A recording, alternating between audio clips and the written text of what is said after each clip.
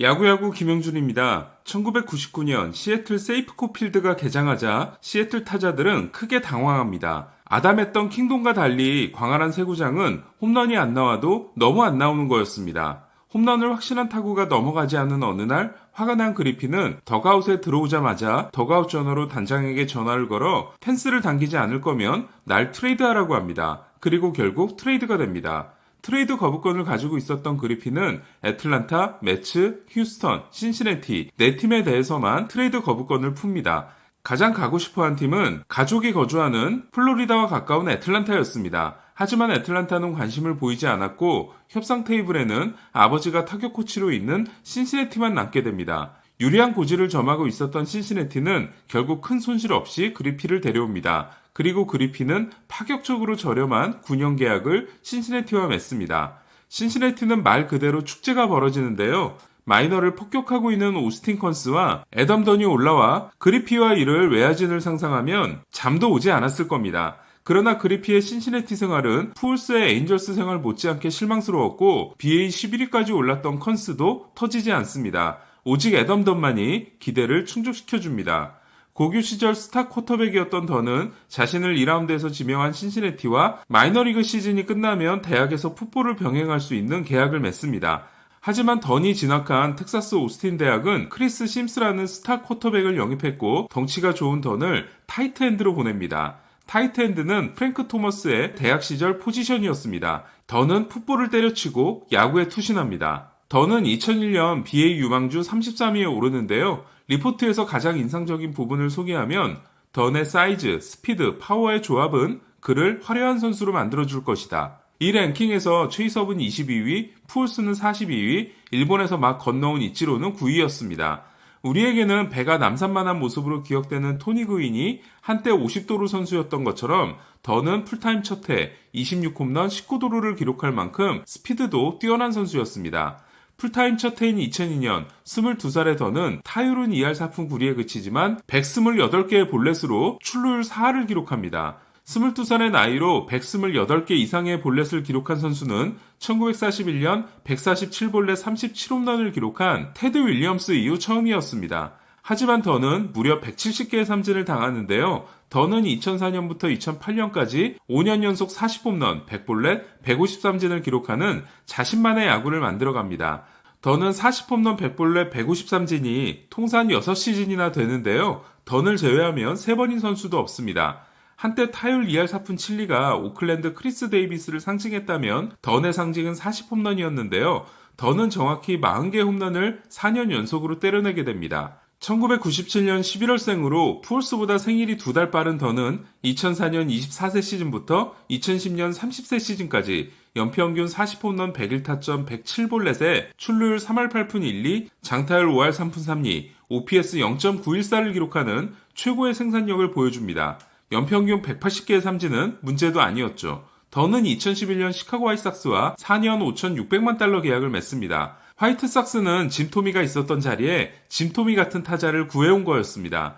2001년 그러나 던의 커리어를 망가뜨리는 일이 일어납니다. 시즌 초 던은 급성 맹장 수술을 받는데요. 5경기를 쉬고 나서 너무 빨리 돌아옵니다. 그리고 정확히 그때부터 컨택이 실종됩니다. 던의 성적을 맹장 수술 전과 후로 나누면 전에는 타율 2할 5푼, 출루율 3할 8푼 1리, 장타율 5할 2푼 1리, OPS 0.90이었던 반면 맹장 수술 후에는 타율 2할 1리, 출루율 3할 2푼 1리, 장타율 4할 7리에 OPS가 0.728이었습니다. 물론 2001년은 31세 시즌으로 하향세가 시작돼도 이상할 게 없었지만 이러한 급격한 몰락은 예상을 벗어난 거였습니다. 2001년 던은 타율 1할 5푼 9리에 그치는데요. 규정 타석을 채웠다면 롭디어가 1991년에 기록한 1할 7푼 9리 역대 최저 타율을 경신할 뻔했습니다. 그러고 보니 디어는 1991년 디트로이트에서 등번호 44번을 달았는데 44번은 던이 가장 좋아한 등번호였습니다. 결국 30세 시즌까지 기록한 354개의 홈런이 행크 앨런보다 12개 적은 역대 13위였던 던은 34세 시즌이 끝나고 은퇴하게 됩니다. 급격한 몰락이 일어나기 전까지만 해도 던은 공격에서 무엇이 중요한지를 제대로 꿰뚫고 있었습니다. 많은 볼넷과 많은 장타를 만들어낼 수 있다면 낮은 타율과 많은 삼진은 큰 문제가 아니라는 애덤 던의 생각은 틀리지 않았는데요. 던의 통산 조정 득점 생산력 123은 124인 추신수와 거의 같습니다. 맹장수술 이전까지 기록한 131은 앤서니 리조의 132와 거의 같습니다. 던의 정반대편에 있었던 타자는 이치로를 할 수 있는데요. 이치로의 조정 득점 생산력은 104에 불과합니다. 전에 팬그래프 승리 기여도를 설명하면서 수비 배제 평균 자책점, FIP의 3요소가 홈런 볼넷 삼진이라는 말씀을 드렸는데요. 던은 그 세 개의 트루 아웃컴을 추구하는 야구를 했던 겁니다. 그리고 던을 통해 그 중요성을 깨달은 메이저리그 팀들은 던과 같은 타자들에게 충분한 기회를 주기 시작합니다. 던이 없었다면 텍사스는 조이 갈로에게 풀스윙을 하지 못하도록 했을지도 모르죠.